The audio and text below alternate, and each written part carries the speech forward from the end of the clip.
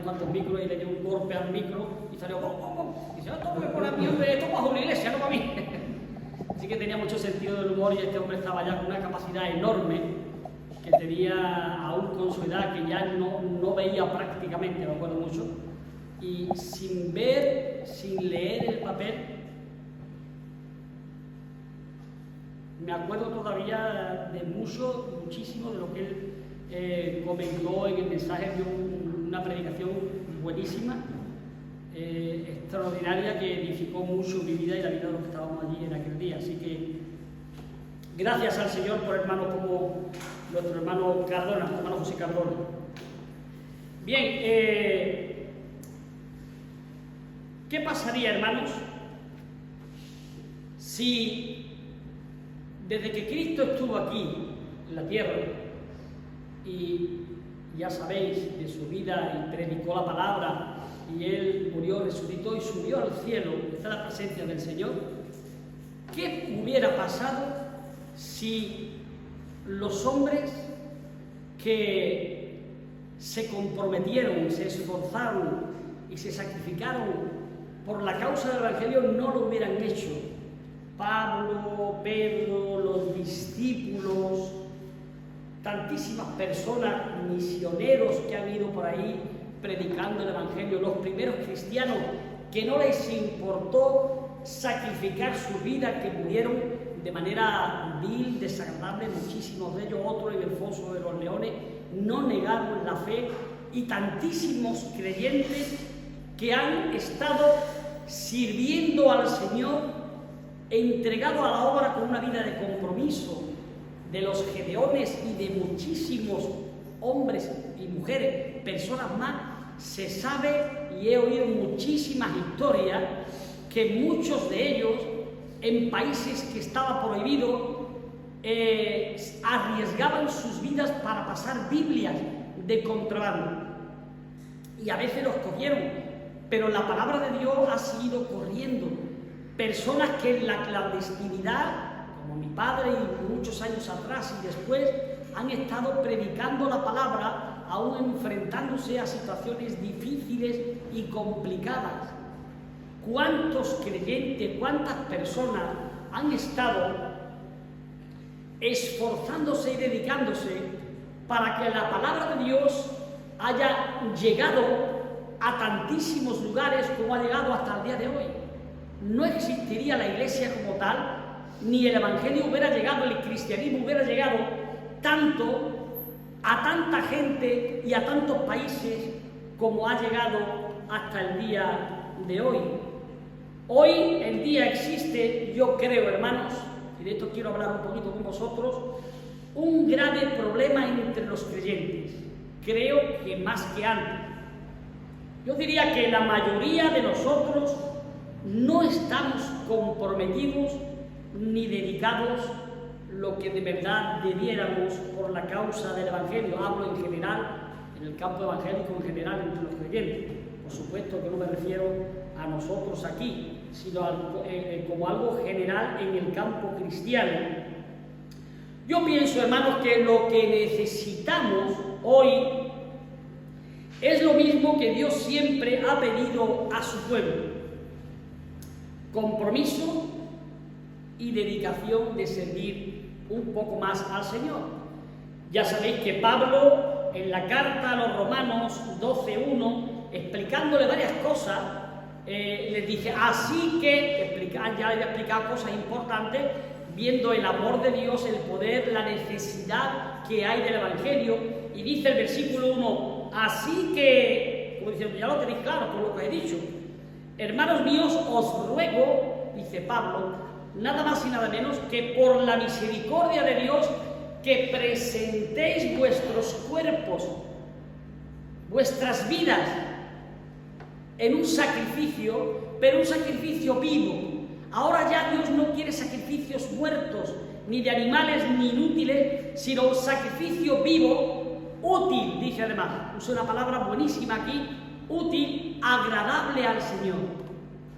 Y es este compromiso, esta petición de Pablo, este ruego de Pablo, creo que tenemos que hacerlo nuestro también, lo hago a modo general entre el pueblo evangélico cristiano y lo hago también para nuestra congregación. Así que, hermanos, os ruego por la misericordia de Dios que podamos hacer un esfuerzo, añadiría yo, para presentar nuestros cuerpos, para presentar nuestras vidas, porque lo que ha hecho posible, además de lo que Cristo hizo, por supuesto, que la obra del Evangelio, que las iglesias sigan adelante, que la gente conozca al Señor y conozca la salvación y la vida eterna, y lo maravilloso del mensaje del Evangelio no es otra cosa que un pueblo entregado, personas comprometidas para la difusión, la extensión de la palabra y del Evangelio y del testimonio cristiano.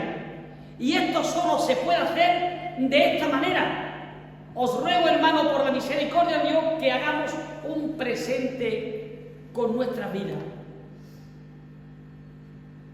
Santo, agradable a Dios. Ese debe ser, dice el versículo al final, nuestro culto racional al Señor. Y por otra parte hay otro ejemplo bíblico, yendo un poco más hacia atrás, que está en el libro de Josué, una historia que todos conocéis, yo creo que casi de memoria, que dijo Josué en el versículo 15 del capítulo 24, ocurrió lo que ocurre hoy también y lo que ha ocurrido a lo largo de la historia entre la humanidad, que las personas, hablemos en general, hoy sí quiero al Señor, hoy hago, hoy vengo y mañana dejo de venir, y dejo de creer y dejo de pensar y dejo de actuar de una manera comprometida como de verdad el Señor quiere.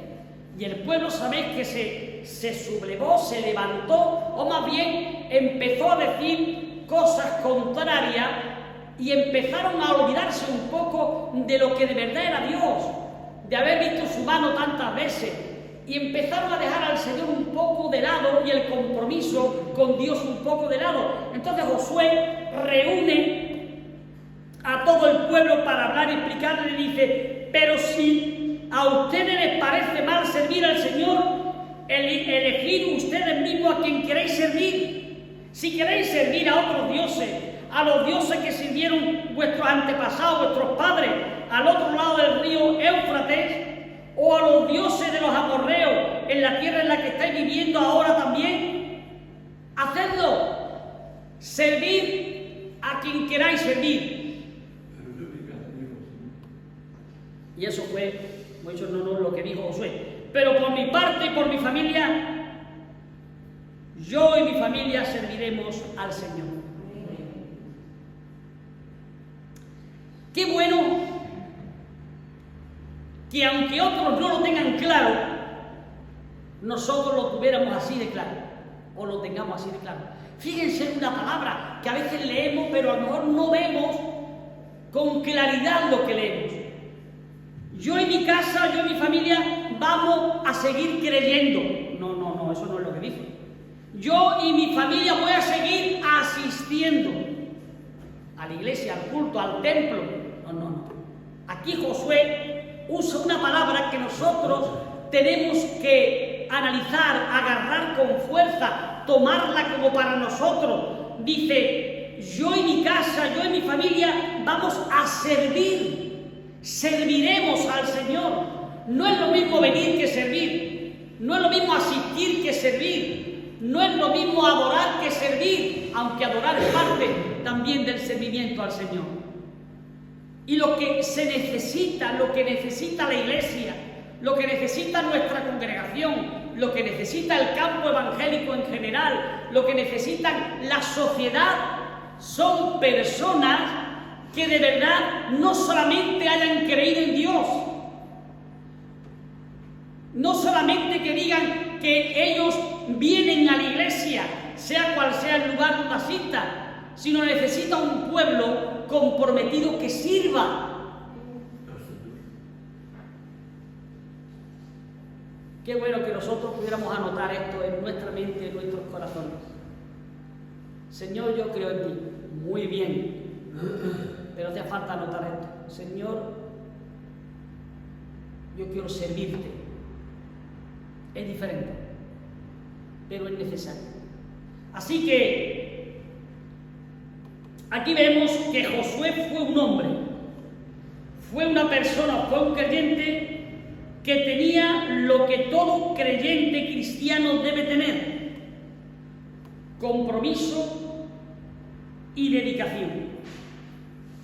Porque la palabra de Dios nos llama a nosotros, a cada uno de nosotros, a testificar de Él, a ser testigo. Por eso hay tantos textos en la palabra. Por ejemplo, en Isaías 43:10, ya en el Antiguo Testamento, dice: vosotros me seréis testigos, dice Jehová el Señor. Él quiere que su pueblo le sirva, pero quiere que su pueblo además sea un testigo suyo, que le alabe, que le proclame, que hable a los demás con su palabra y con su vida. También cuando Ananías le dijo a Pablo, le dijo que Dios lo había llamado para que fuese su testigo, dice Hechos 22:15, porque serás testigo suyo, testigo a todos los hombres de lo que has visto y oído. El mismo Pedro dijo de él mismo también: ser testigo de los sufrimientos y de los padecimientos de Cristo. Yo soy testigo, dice Pedro, de los padecimientos de Cristo. Y Cristo, él mismo, antes de ascender, le dijo, como ya sabéis, a los apóstoles: vosotros sois testigos de estas cosas y me seréis testigos en Jerusalén, en toda Judea, en Samaria y ahora añade, hasta lo último de la tierra.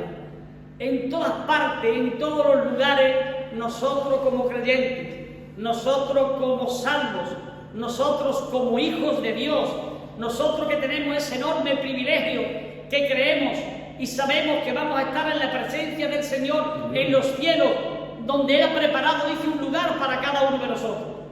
El lugar me da igual donde sea, si vas para allá o vas para acá, uno que es arriba, otro que es abajo, me da igual sitio.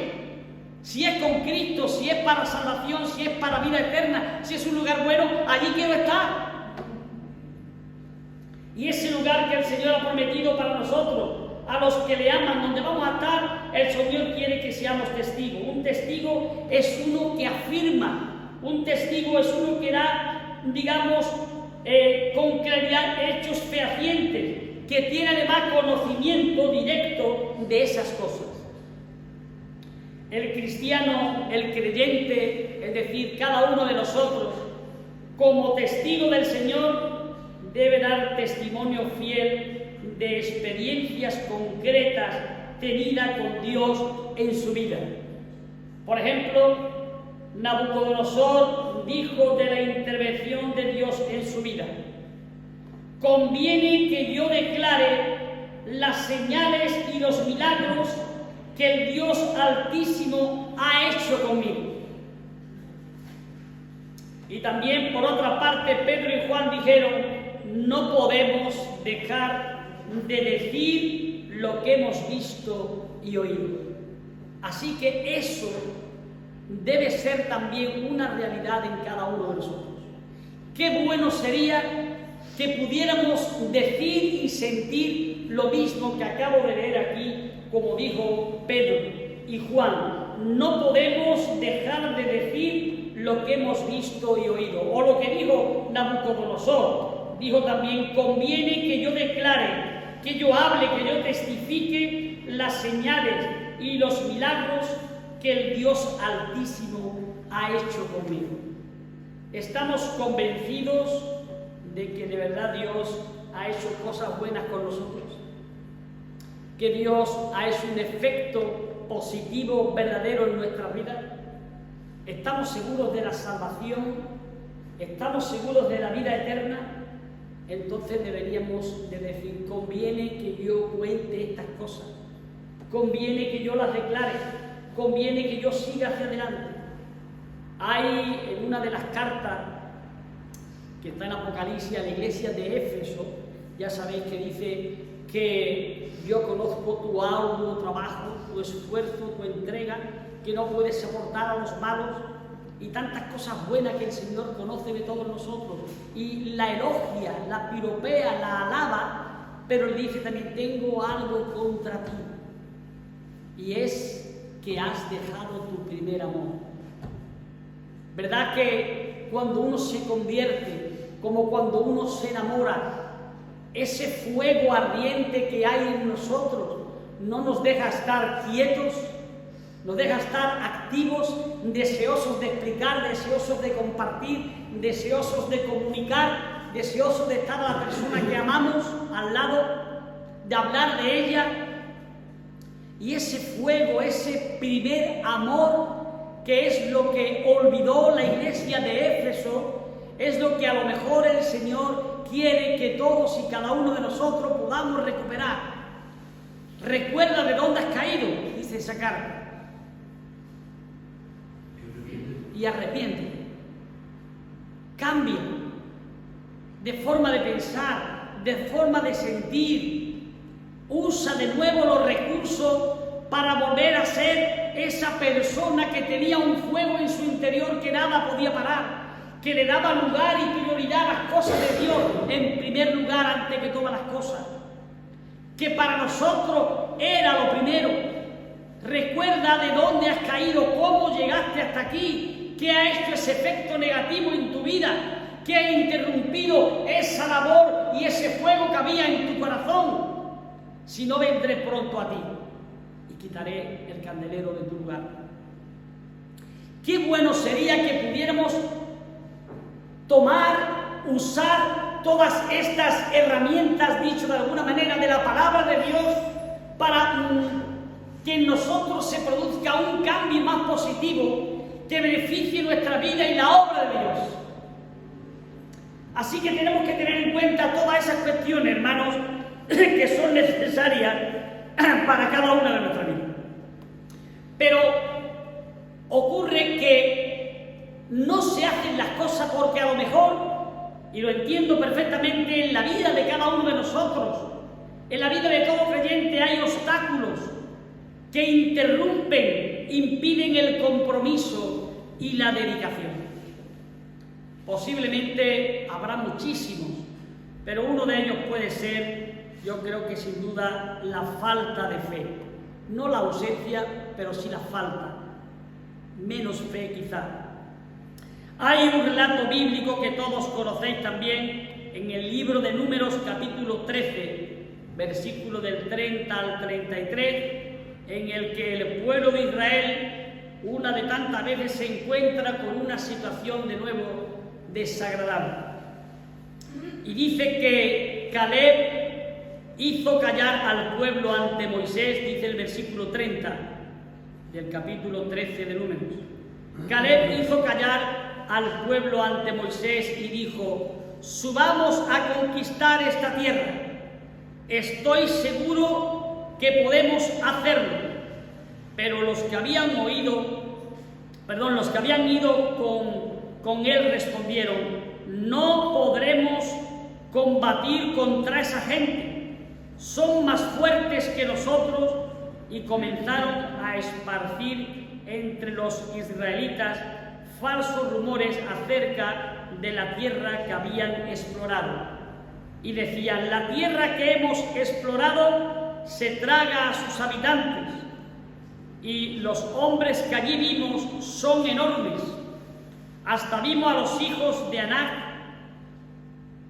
Comparados a ellos, nosotros parecíamos langostas, y así nos veían ellos a nosotros. Es el lugar, como sabéis, en el que Dios le promete la tierra, una tierra que fluye leche y miel, que tenían que llegar a aquel lugar, y que Moisés, mandado por Dios, le dice que escoja a 12 hombres, uno de cada tribu, para ir a inspeccionar la tierra prometida. Y cuando llegaron a aquel lugar, es verdad que había gente grande, incluso gigantes, los hijos de Anac, que eran familias de gigantes, y que todo lo que vieron era dificultades, ciudades amuralladas, ciudades protegidas. Incluso trajeron, como sabéis, un fruto de la tierra de aquel lugar, que un racimo de uva lo tuvieron que traer entre dos con un palo porque era enorme. Y empezaron a dudar de todo eso, a traer, comentarios negativos que desanimaron completamente al pueblo. Pero el problema de verdad no estaba en la vista de ellos, porque lo que habían visto era real. El problema estaba en que la vista de ellos no era correcta, porque la vista que tenían ellos puesta en Dios no era correcta. No habían puesto la vista así en Dios y en su palabra y en sus promesas. Dios le había prometido la tierra. Se les había olvidado lo que Dios había hecho por ellos anteriormente. Y que todos sabéis, hermanos, Dios le abrió el mar Rojo en dos. Dios hizo salir agua de una peña cuando tuvieron sed. Dios les dio maná cuando tuvieron hambre. Y cuando se cansaron del maná, ese maná tan liviano como decía, Dios les mandó, como sabéis, carne, una plaga de codornices.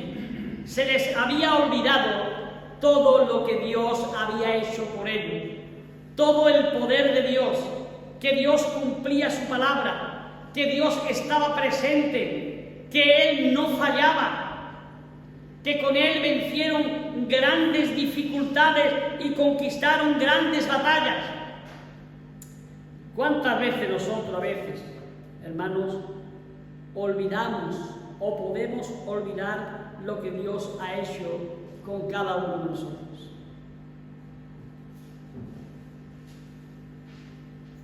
Con cada una de nuestras vidas. ¿Cuántas vidas ha cambiado el Señor? ¿Cuántos matrimonios rotos reconstruidos? ¿Cuántas familias rotas reconstruidas? ¿Cuántas personas caídos en vicios, en desesperaciones, por el poder de la palabra de Dios han encontrado solución para sus vidas? Aquí en la tierra, físicamente, hay muchísimas personas que conozco que han visto la mano y el poder de Dios obrando en sus vidas. Y además, y por encima de todo eso, porque Dios nunca prometió aquí facilidades, ni beneficios, ni riquezas, ni comisiones, ni nada por el estilo que queramos pensar en un sentido físico humano. Dios lo que sí ha prometido, y no falla ni va a fallar, es que somos hijos suyos, que somos comprados por sangre y que somos nada más y nada menos que herederos del reino de los cielos, de ese lugar donde vamos a estar con Él, en su presencia, salvos para vida eterna. Y eso no nos lo ha dado absolutamente nada ni nadie. El problema no estaba en la vista de ellos de lo que habían visto, estaba en la vista de ellos hacia Dios. Perdieron la confianza en Dios, dejaron de estar seguros de que lo que Dios había prometido iba a ir hacia adelante. Dios había dicho: yo os daré esa tierra y os la daré por heredad. Y esto pasa, hermanos, que la falta de fe, cuando hay falta de fe, hace que las personas, hace que cada uno de nosotros miremos más nuestras o las debilidades en lugar de mirar el poder de Dios. ¿Tenéis conocimiento bíblico suficiente para saber que eso fue lo que destacó y hizo grandísimos hombres de fe de la Biblia? Lo que hizo David fue porque la fe la tenía puesta en Dios. Lo que hizo Daniel fue porque la fe la tenía puesta en Dios. La mujer que tenía flujo de sangre, ya sabéis que dijo: yo sé que si tocare solamente su manto, seré salvado. Lo sé. Eso es fe. Seguridad. Y esa seguridad, esa fe, esa certeza ciega, confianza pura en el Señor, es lo que a veces nosotros, creo, humildemente lo digo, hermanos, con cariño, con amor, de mí el primero, nos falta. Y falta en general. Y es algo que tenemos que buscar cada día, la confianza en el Señor. Porque el miedo se vuelve dominante sobre nosotros. La duda y la inseguridad se convierten incluso a veces en un estilo de vida en que las personas, los creyentes y no creyentes, tienen miedo, inseguridades, falta de confianza. Hay otro ejemplo bíblico que seguro que habéis oído hablar de él, es el caso que ocurrió cuando en Nehemías 4, del 1 al 3, Sanballat se enteró de que estaban construyendo los muros de Jerusalén que habían sido derribados, y se disgustó muchísimo y hizo escarnio de los judíos. Habían derribado los muros, la ciudad había sido destruida y quemada, y este hombre pensó y confió en que podía de nuevo reconstruirse. Y entonces, ante sus compañeros y el ejército de Samaria, dijo: ¿qué está haciendo estos débiles judíos?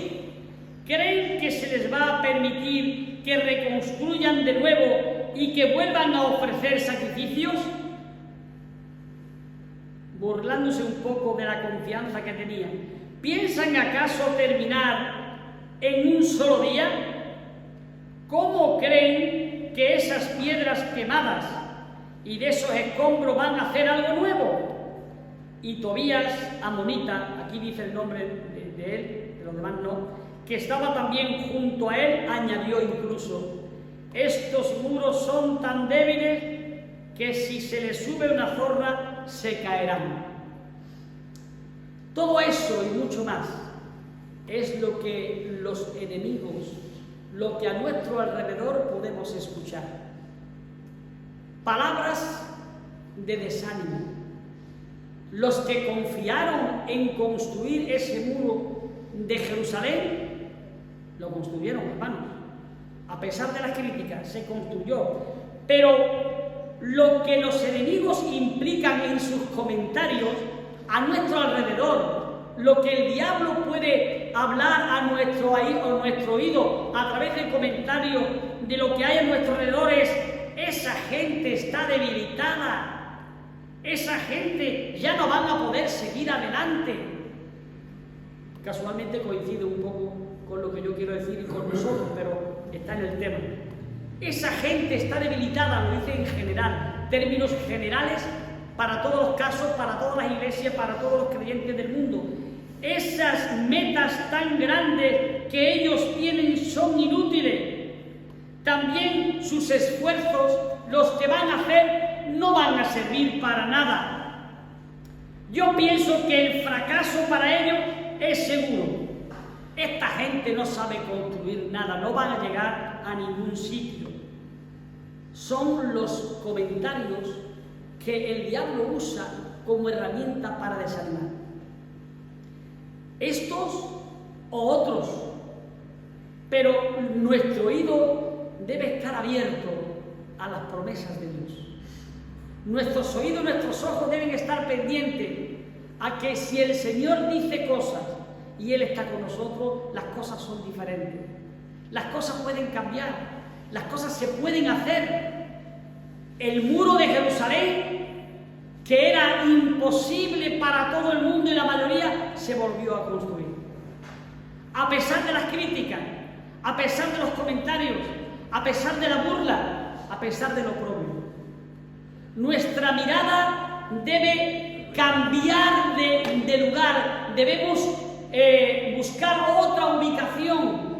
Nuestra mirada debe enfocarse no en las dificultades, no en los comentarios que hacen los demás, no en las apariencias de lo que hay ahora a nuestro alrededor. El foco de la fe, de nuestra fe, debe estar enfocado no hacia donde lo tenemos equivocadamente ahora, sino hacia el poder de nuestro Dios, el poder de nuestro Señor Jesucristo y de las promesas que ha hecho a cada uno de nosotros. Si enfocamos el foco de nuestra fe hacia Jesús, que Él dice que miréis a mí, a mi palabra y mi promesa, las cosas pueden ser diferentes. Pero si nuestra fe está mal enfocada y está enfocada en las dificultades, está enfocada en los comentarios, está enfocada en el qué dirán, está enfocada en la debilidad del hermano, el poco apoyo que a veces tenemos de él o de otros o de cualquier otra circunstancia humana, las cosas no se podrán hacer de la misma manera. Pero si decimos, como dijo aquí Caleb, subamos, que Dios la va a poner en nuestras manos. Y sabéis que así fue. que subieron y llegaron y pelearon y Dios le dio esa tierra por heredad. Porque el triunfo no estaba en ellos, estaba en la promesa que Dios había hecho. Y en eso es lo que nosotros tenemos que basar nuestra fe, nuestra confianza y nuestra seguridad. Tenemos que pensar de una manera diferente. ¿Para qué me voy a aferrar? Dicen otros, o nosotros mismos. ¿Para qué me voy a aferrar si de todos modos no se va a poder? Quizás, otro comentario negativo, quizás tengan razón. Yo no debo de hacer nada. ¿Para qué? Pero la palabra del Señor ya sabéis que dice: como estuve con Josué, estaré contigo. No te dejaré. No te voy a desamparar. Voy a estar contigo. Algunas cosas que producen compromiso y dedicación que tenemos que anotar para intentar hacerla. Hay cosas que producen compromiso y dedicación. Una de las cosas que hacen producir compromiso y dedicación es entregarnos un poco más sin reservas al Señor. En 2 de Corintios, capítulo 8, versículo 1 al 5, dice: asimismo, hermanos, aquí un ejemplo de lo que hizo la iglesia de Macedonia. Asimismo, hermanos, os hacemos saber la gracia de Dios que ha sido dada a las iglesias de Macedonia. La gracia de Dios ha sido dada a las iglesias de Macedonia, que en grande prueba de tribulación, atención a esto, en grande prueba de tribulación, la abundancia de su gozo y su profunda pobreza abundaron en riquezas de generosidad. Pues doy testimonio, dice Pablo, de que con agrado han dado conforme a sus fuerzas, y aún más allá de sus fuerzas, añade Pablo, pidiéndonos con muchos ruegos que le concediéramos el privilegio de participar en este servicio para los santos. Y no como lo esperábamos, sino que asimismo se dieron primeramente al Señor y luego a nosotros por la voluntad de Dios. Amén. Con gente así da gusto, hermano. Con gente así da gusto. Gente que quiere entregarse para usar su vida y sus esfuerzos para las necesidades de la obra del Señor. Hay necesidad de sacrificar un poco, hermanos, nuestras vidas para que el plan eterno de Dios pueda triunfar, no solo en nosotros, sino también en el mundo. He aquí de lo que estamos necesitados hoy día. Yo creo, hermanos, humildemente, que estamos necesitados hoy día. Necesitamos hermanos que estén dispuestos a trabajar, dispuestos a trabajar en la tierra que está seca, la tierra difícil.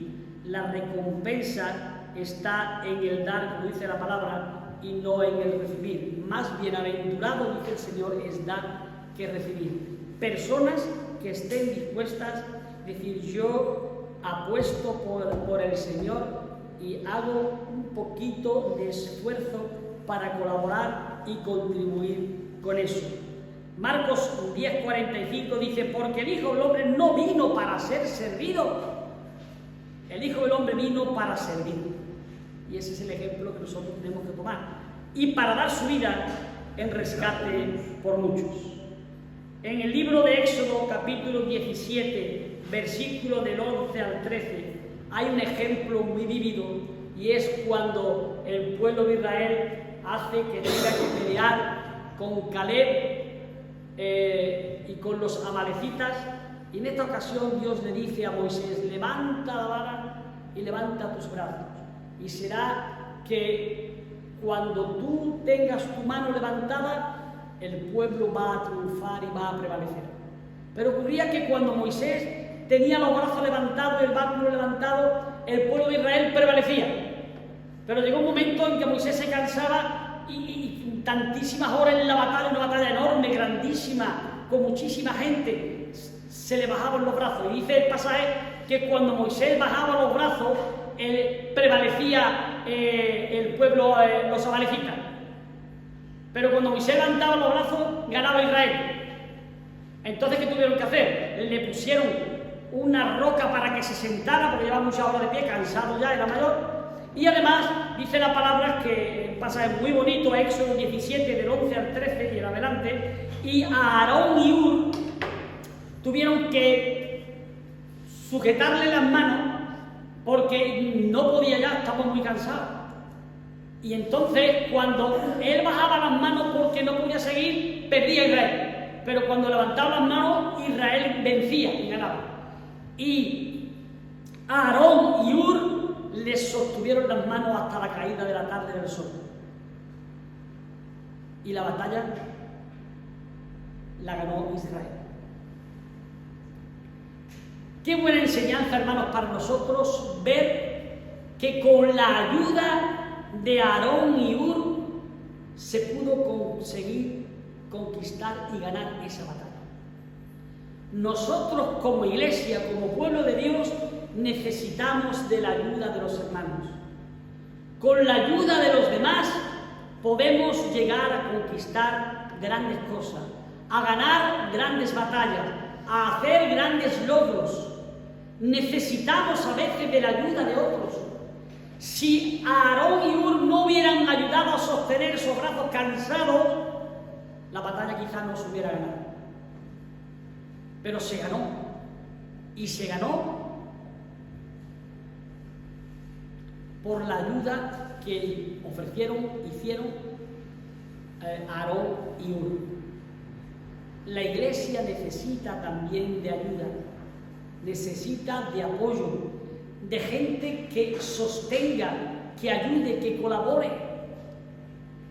Y con esa ayuda, ese poquito de cada uno, estoy seguro que ganaremos más batallas, conseguiremos más cosas, pero es necesaria muchas veces la ayuda para sostener el cansancio de tantas y tantas cosas.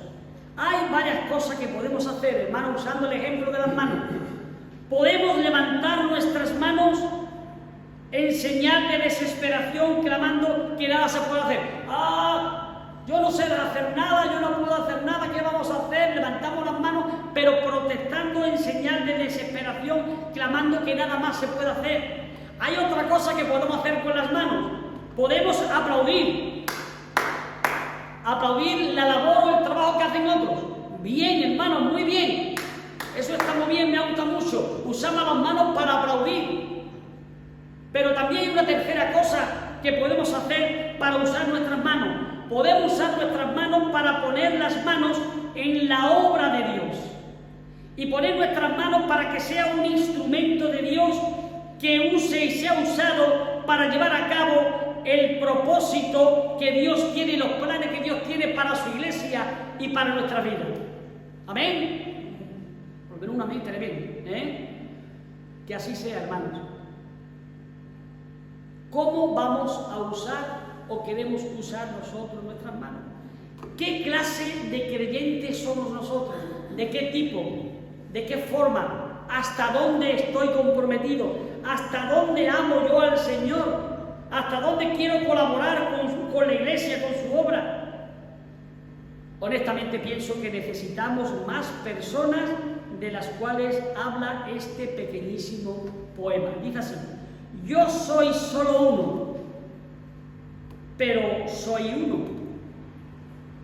Yo no puedo hacerlo todo, pero puedo hacer algo. Lo que puedo hacer, debo hacerlo. Y lo que debería de hacer, para la gracia de Dios, yo lo haré. Dice este poema. Estos son tiempos, hermanos, en que Dios, desde mi punto de vista, anda buscando personas con un compromiso y una dedicación. La mies es mucha, dice la palabra, pero los obreros son pocos. Clamad al Señor de la mies que traiga y busque y encuentre obreros para la mies. Repito esta frase y acabo. Estos son tiempos en que Dios anda buscando personas con un compromiso y con una dedicación, no solo de creer, sino de servir y de servir. Mi pregunta es esta: ¿quieres tú ser uno de ellos? ¿Queremos ser uno de ellos? Que el Señor bendiga.